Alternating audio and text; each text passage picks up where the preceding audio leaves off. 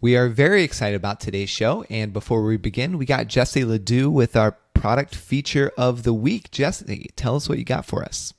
Hey, Stephen, this week, one of my favorite pageant shoes is on sale. So this is the Suntan by Jonathan Kane, and it is a 5-inch heel, but it has a 1 3/4 inch platform. So what that really means is that you're essentially wearing like a 3-inch heel. I can't remember as a teen or a miss the last time I wore a 3-inch heel. It's always been higher, but because of the way the shoe is made, you're able to get that sky high look without the being uncomfortable or the strain on the arch of your foot. Yeah, for some of the girls that might not be familiar with this particular shoe, I feel like maybe Chinese laundry is kind of more the international shoe.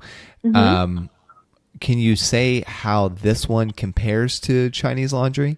Yeah, I will say what's great about this shoe in comparison. One, it has one solid strap that crosses the front.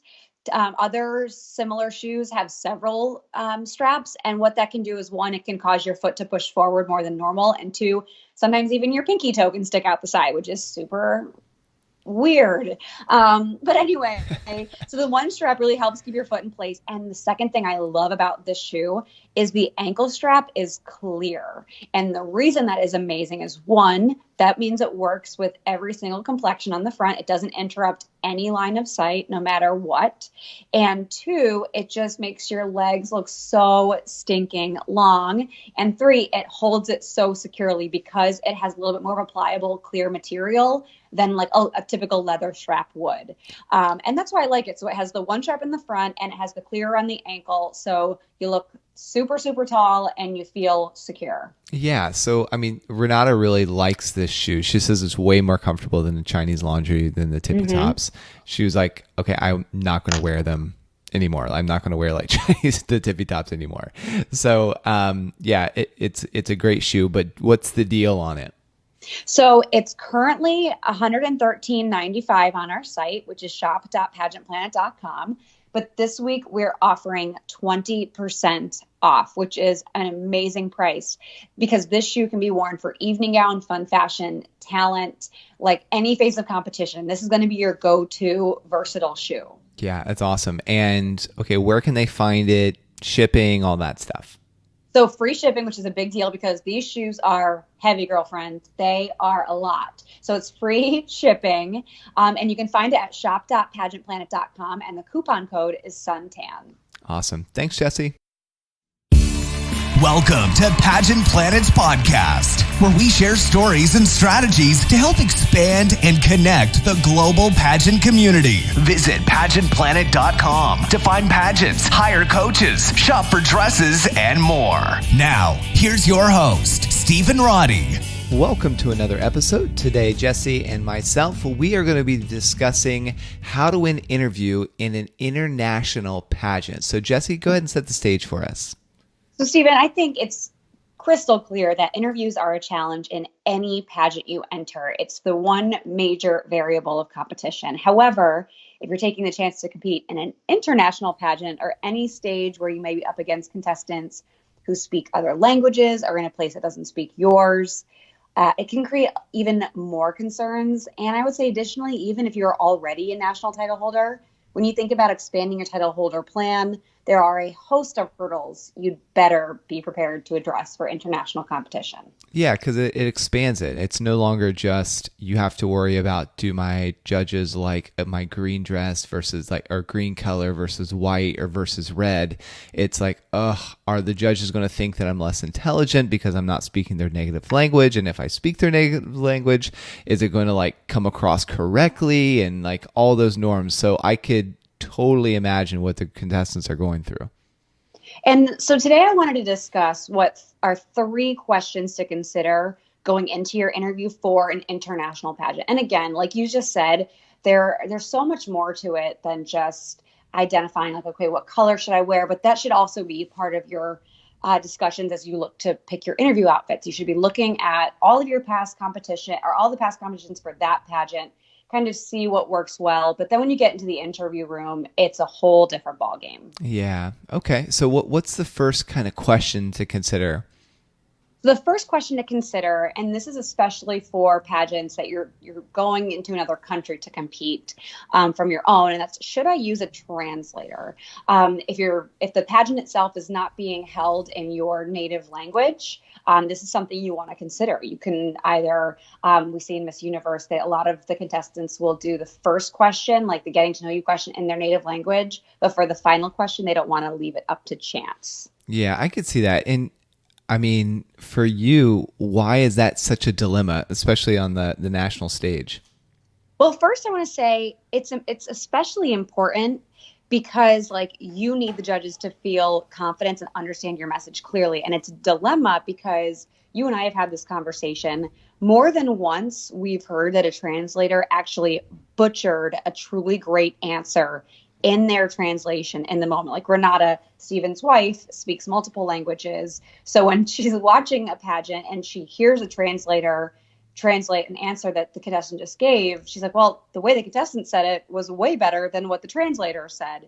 So it can be kind of a struggle. Do I put my answer up to chance with the translator, or do I try to get through it in a language that's not my native? And there's also the thing of, okay, let's just take, since Miss Universe just happened, let's use them. The contestant is going to go live in New York and go to primarily like English speaking events. And if you're not able to really speak the native language, does that hinder the type of appearances that the Miss Universe organization can put that contestant on? And does that affect like what they tell the judges behind closed doors? Like, hey, I mean, this girl might be amazing and look like Miss Universe, but we're not really going to be able to market her or help the organization push forward if we get somebody that doesn't speak the native language. I'm not saying that they say that because I've never been behind closed doors with them, but it is something to consider. You know, and that must be my privilege because I have never even considered that for a second, but it is probably a conversation that these other countries are considering when they're going to international competition. You just blew my mind with that. Well, and then and it would translate, I'm sure, like if the pageant is an international pageant, but it's being hosted in the Vietnam or whatever, you know. To my knowledge, Miss Universe is the only organization where it says, nope, you come live with us.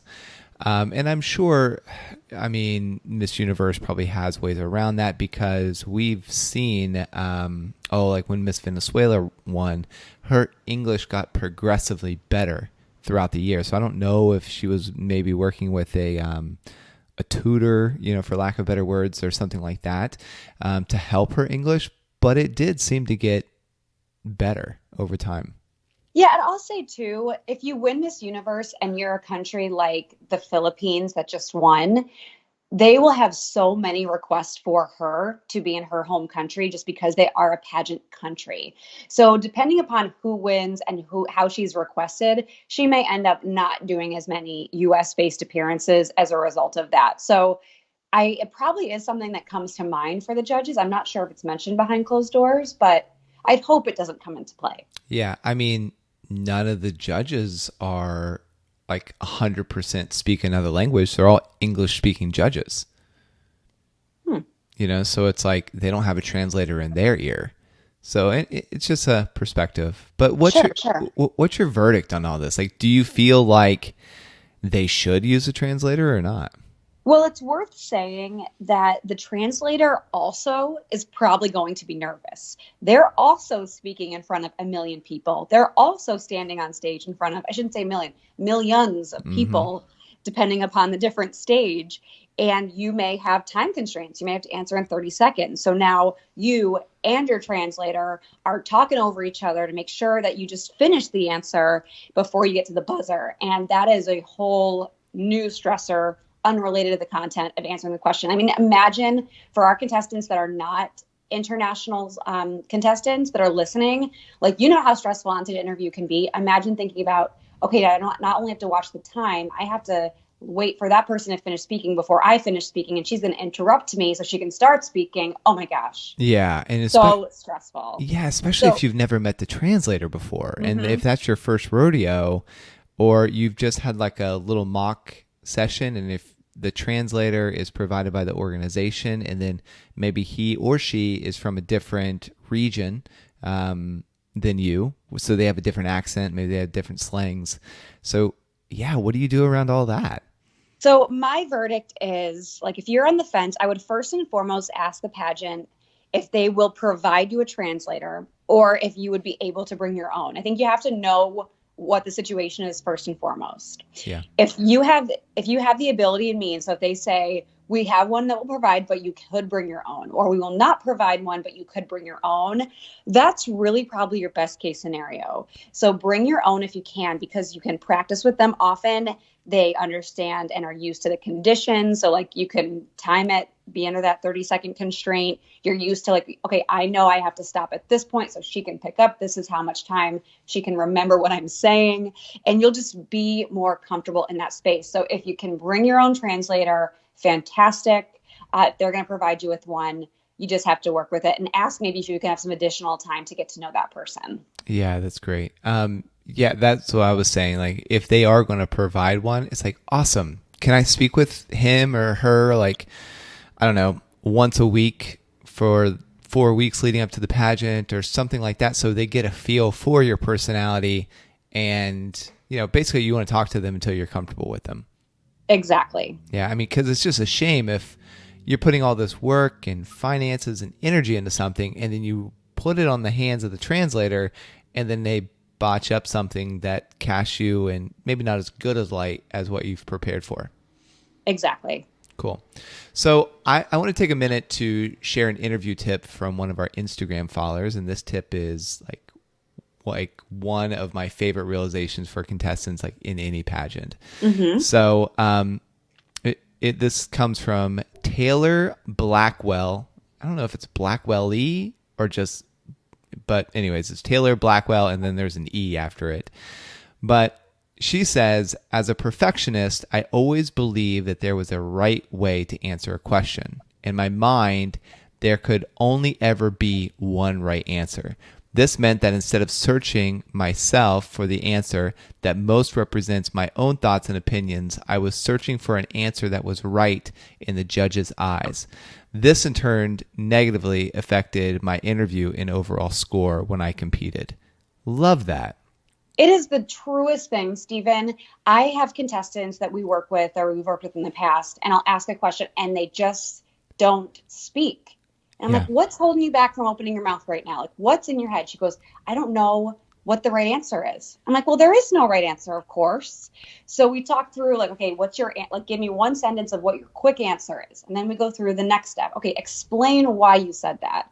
Okay, and then what's one thing that ties this answer to you specifically? And like, okay, well, that wasn't that hard. I'm like, exactly, because you're just talking about yourself. Yeah. So the minute you stop overanalyzing what they want to hear, you are in much better shape. One of the things I like to do is when I'm talking with a girl that's freaking out about interview, and a lot of times the freak out happens like months before the pageant or like a month before the pageant. Yeah. And it's like, awesome. And, you know, after they've shared their concerns, I'm like, awesome. What is your judge's favorite color? Like, I don't know. Right? I'm like, okay, cool. Like, what does your judge like to do as a hobby? I don't know. I'm like, who are your judges? Like, I don't know. They haven't announced it yet. Awesome. So you're using this, like, I want to make sure what's like that I impress the judges, or that I'm saying what the judges want. You don't know who your judges are, one. And two, even if you did know them, you don't know all their intimate secrets and all that stuff. I mean, if they were your best friend and there's a whole panel of best friends that was judging you, okay, you might angle it a little better, right, to tailor to their needs because you know what their little idiosyncrasies are. Outside of that, you have no idea who's judging you. You have no idea how they like their coffee in the morning. You don't like what their bedtime routine is. You don't know what their bedtime routine is. You don't know really anything about them outside of they are there to look for a candidate for a job.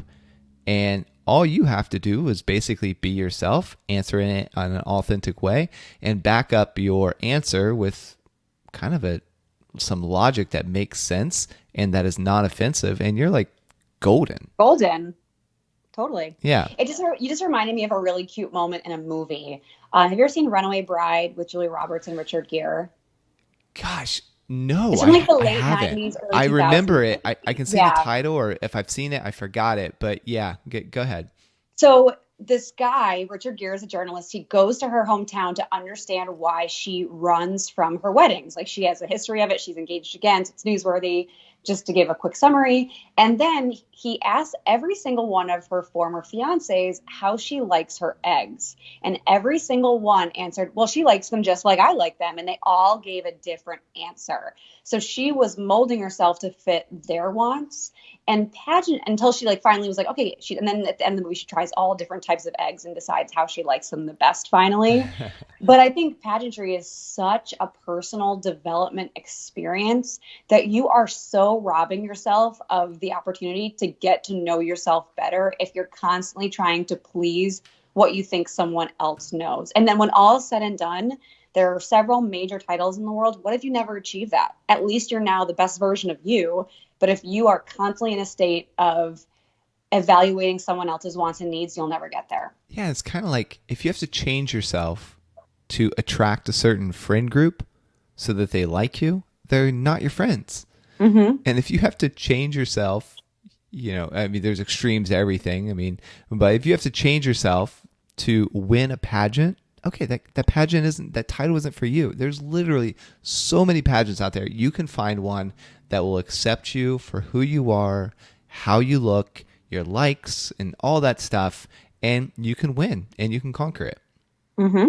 So, cool. All right. Well, anything else you want to say regarding using a translator? No, I think we covered it. Cool.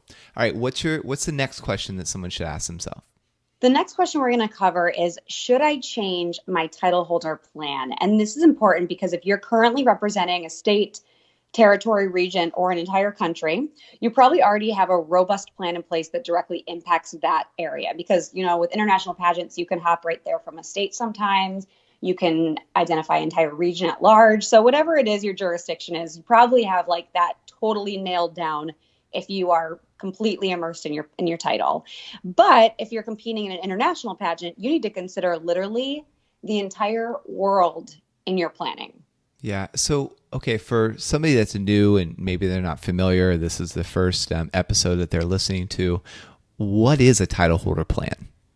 A title holder plan is basically just how you've laid out the next 12 months of your year. And I like to start people on this thought process by asking the question, what will your legacy be? And they're like, well, I really don't know. I say, okay, well, what do you want to accomplish in your 12 months as a title holder? And then they start to get it like, okay, I'd like to speak at every school in my county. Okay, great. Or I'd like to raise $50,000. Okay, great. Now we're getting somewhere. And then you work backwards. Last week in our episode about goal setting, we talked a lot about how to do that. It's very similar in the process of setting a title holder plan and working backwards to the daily activities of how many organizations do I have to call, how many schools, etc. So it's how you plan to execute 12 months of a reign. Perfect. And this is creating a title holder plan is excellent because it's going to tee you up even further down in life when you have to do things like, if you're an entrepreneur, to create a business plan or to create a plan for your marriage. Okay, this is what I want the context or the outcome of our marriage to be. So that's what you and I, Jesse, are like, so how we love pageantry so much, because there's so many like life skills that are so applicable to all of your training. Yes. And I will also say with that, a lot of contestants go into the pageant ready to talk about what they've already done. And my favorite question is, well, it sounds like you're doing so much. Why do you need this title to do more? And they're like, I don't know, but this is what I've done. And they're like, they're not ready. They haven't thought about turning the corner from the preparation to the execution of being that title holder. So it's important that you don't leave that part out of your prep. Yeah, that's so good. And, that answer is going to differ between everyone. Just take time with yourself to be by yourself. Going back up to what Taylor was saying, there's no 100% right answer. As long as you can justify it and back it up.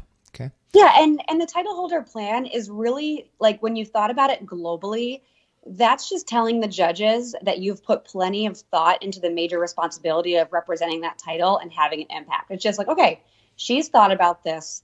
and a bigger scale than 80% of the rest of the contestants, already they're going to take you more seriously. Yeah, so good.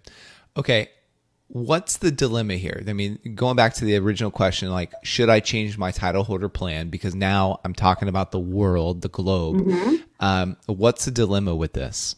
Well, the dilemma is if you live in a leading nation that has all advantages, leading technology, et cetera, it's fairly easy to plan for. You can pretty much predict the different demographics and lifestyles you need to cater to. Like, you'll know there'll be low socioeconomic groups, there'll be urban groups, there'll be rural groups, et cetera. So you can pretty much like map out what that looks like. However, it's easy to forget, especially if you do live in one of those leading nations, that much of the world does not live the same way with the same conveniences. So if the majority of your plan is to connect with people or share messages through social media, you're already essentially isolating entire groups of people who doesn't have access. So like, no one expects you to travel from village to village in lesser developed countries, but you should think about how you could get a simpler plan together to cater to that demo if you needed to. Yeah. Do you have a story of maybe a girl having a title holder plan and saying that she wanted to do something but was just not really in touch with reality about what's going on? Yeah, this girl was a definite contender for a major title, and her onstage question was, how would you bring your platform, or fitness was her platform. How would you bring fitness to third world countries? So third world countries, we know they don't have a lot of technology. They don't have a lot of resources. They don't have great infrastructure. They're still developing. And she said she would send them videos to do. And most third world countries don't have access to play videos. So right then and there, every judge is like, okay, she hasn't thought about this. She has a one-track plan, and that's where it starts and ends. Right. And it did her a real disservice. Yeah. And I mean, there's other factors. It's like, gosh, a lot of, I mean, I don't want to say a lot of, but there are third world countries that don't even have clean water. That could be a place to start. But okay, do you have an example of, before I go in my rant, do you have an example of maybe how she could have answered that other than just saying, I'm going to drop everyone a video? Because, the third world countries I've been to on mission trips, or just like, this will sound very American, but on vacation, where you're driving past like really like rough patch of town to get to this like little like oasis where you're in this resort. They had lean-tos, it's like sheds, it's like dirt all out in front. And I mean, it really is wild to see. So yeah, they're probably not, having the DVDs and the flat screen televisions. So right. Or even a VCR, realistically. Right. Yeah. So how could she have answered it?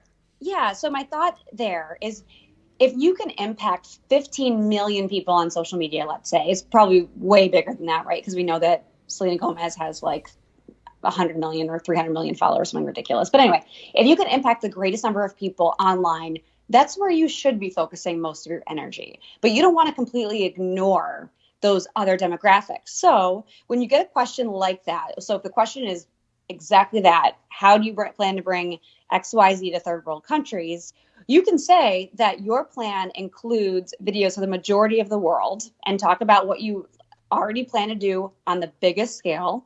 Then you can finish with the pared down option you develop for countries without those resources. So you can say, and I'm going to fluff it big time, but you can say, my plan is heavily focused on social media because I can drive 400 million people to be healthier. However, when we look at countries that don't have access to social media, I plan to X, Y, Z.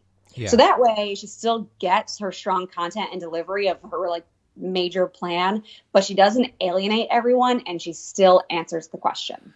Yeah. And in that moment too, being authentic and kind of like, well, I don't really have the outreach to go to a third world country. So what I would do is leverage my social media following, and raise finances to give to an organization that's already supporting that. And I'm sure somebody in fitness would know what one of those organizations are.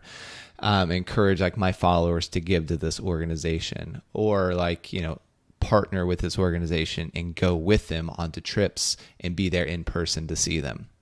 Exactly. Yeah. So let's tie right into the verdict on this then, because you already touched on several points, which were perfect. So I would say you need to find a global organization, like Steven said, that has a message similar to your platform. They likely already have outreach plans or channels that work in all corners of the globe.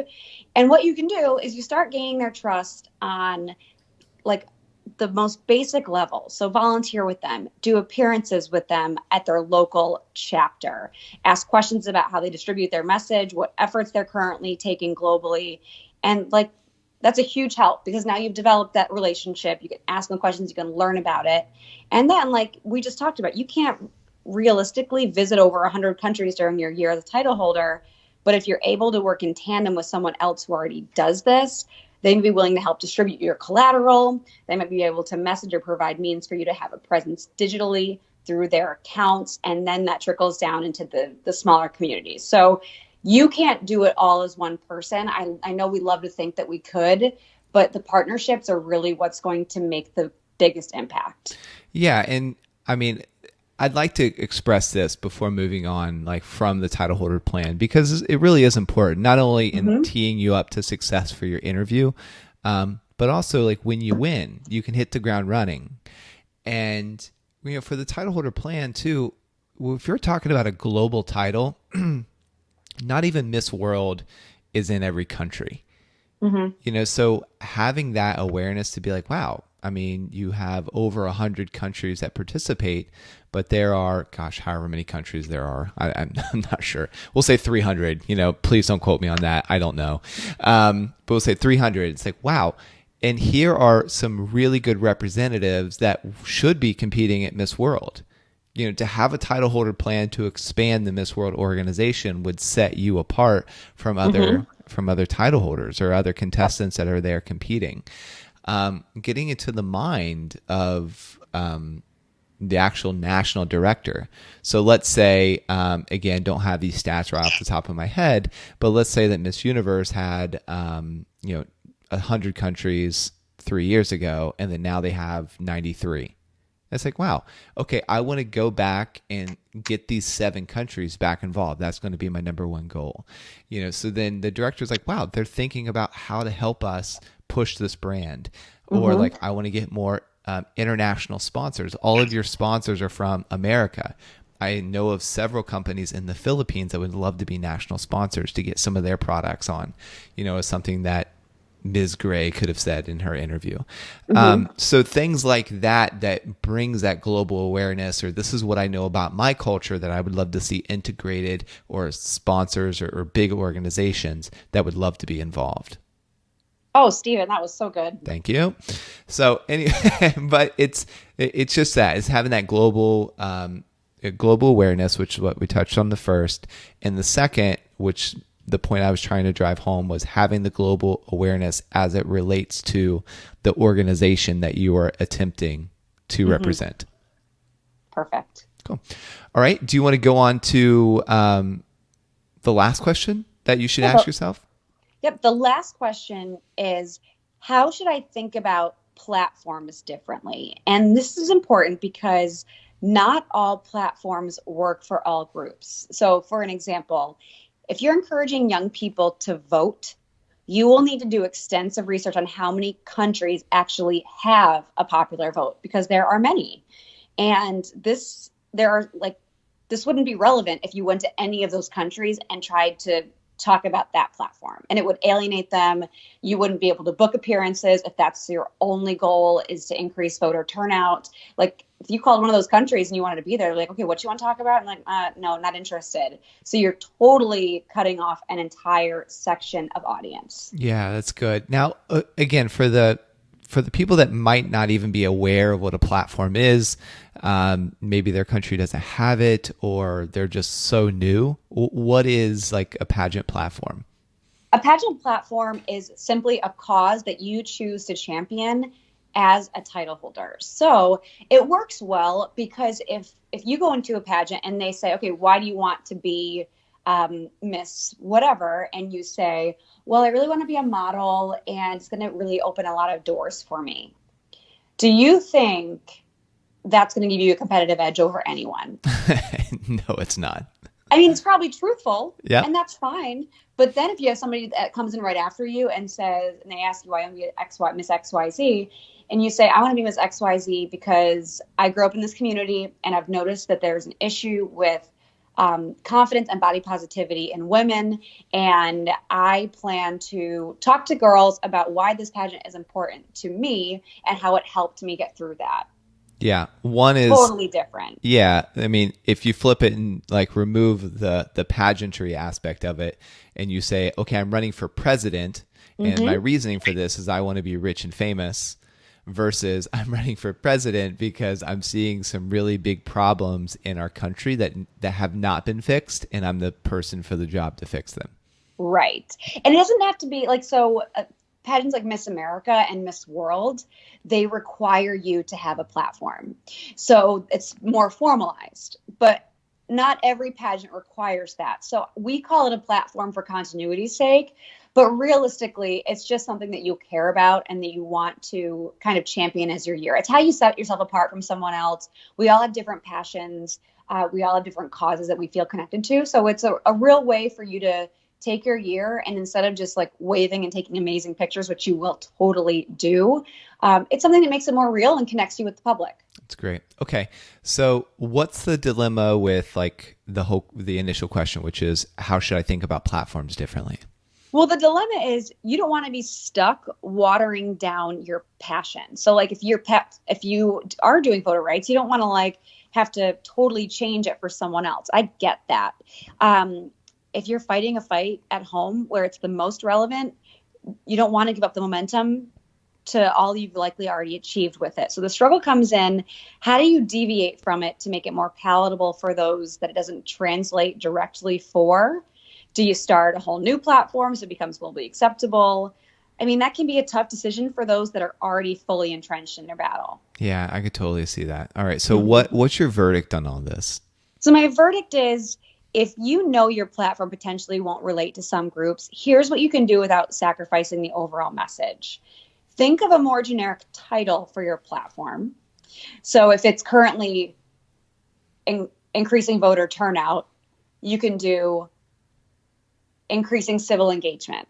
Okay, so now it's not attached to voting. It's still, okay, how can I be a better citizen? Or maybe becoming better citizens is your title, whatever that would be. Yeah, because your context is like getting people involved in their community. Exactly. Yep. And then, so once you've created this new title, I want you to determine 3 action and distinct goals that you have for it. So one can remain that hyper targeted item. And we can continue using voter voting for continuity's sake. But okay, so you could say, I want to encourage 1 million young people in my country to register to vote. That's a great goal. Yep. And that's completely aligned with what you set out to do in the first place. The next could be more of a broad goal that anyone could be engaged with. So maybe it's you want to encourage 100,000 people to sign up for a volunteer database. So they're still giving back to their country, they're still being engaged, and they're still being more aware of the world around them. That's great. But anybody can do that. Literally anyone in any country could do that. Okay. And then the third, I would say, like, is your wild card goal. It can be something fun. Maybe it is to fundraise so that you can give to a lesser developed country equivalent. Maybe you want to just go speak to schools, speak to kids about something else. But it should all be within that generic title that you've given your platform. It should all still make sense, and it should still feel like the same battle that you set out to fight in the first place. Yeah, or something. I mean, again, sticking with the voting, like, you're a title holder and people want to talk to you. Like, when you have this crown and you have this title, it opens up doors. So you can get crazy with it. Like, I want to meet the person who created the ballot box, or like who like currently is over charge of like the marketing of the ballot box, or for voting. Or I want to meet the people over a certain amount of nonprofit organizations, or I want to meet my country president, or the governor of the state that I'm from. You know, whatever it is, like, if you have that desire and you hyper focus on it, you could totally make it happen. And with that, when you're setting these 3 goals, think about how it will propel your pageant title or your pageant system. So it's not just you want to meet them, but okay, you're going to meet them, but you're going to record a podcast with them. Or you're going to meet them and you're going to do a live broadcast from your pageant's page with them. So it should always be, how are you furthering that within your community? Like, okay, it's great for you to meet them, but how can you make that impact even bigger across your global audience? Yeah, that's excellent. Okay, do you have like I don't know, a tip around this? Oh, sure. Yeah, this is actually a perfect segue. This is another Instagram submission, and this came from Just Me Monkalina. Is that how you're saying it too? Just Me Monkalina. Adorable. So she says, definitely get drilled on questions constantly. Cut out some 200 or so questions and have a family member pick one and ask you. It's good to get another perspective on how you answer questions, and for some might have a relative with a job or degree in public speaking.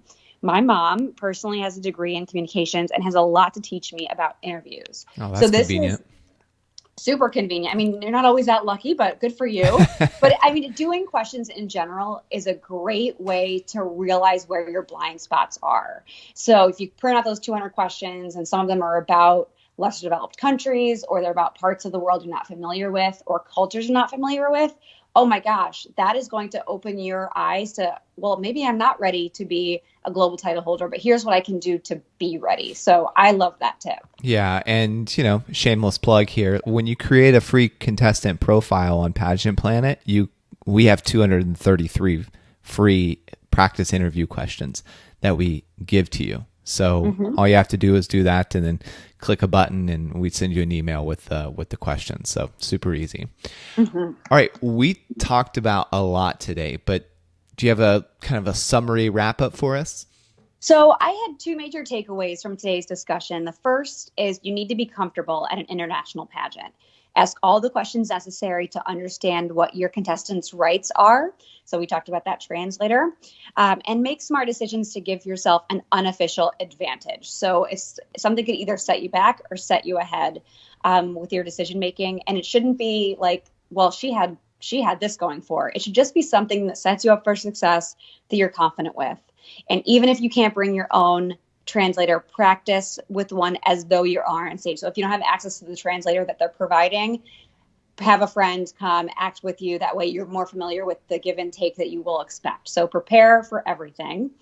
And then second, just be more objective in your preparation, more so than you would on a local level. So if you have culturally aware friends, a great final tip is to ask each of them to represent a different continent or country during mock interviews, so they can ask targeted follow-ups that the people of that country or area may think of specifically. That's so good.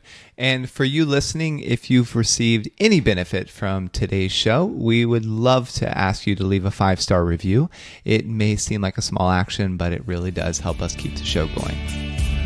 Want to become a part of pageant history? Create a free contestant or business profile on PageantPlanet.com to unlock hidden features and connect with other experts throughout the world.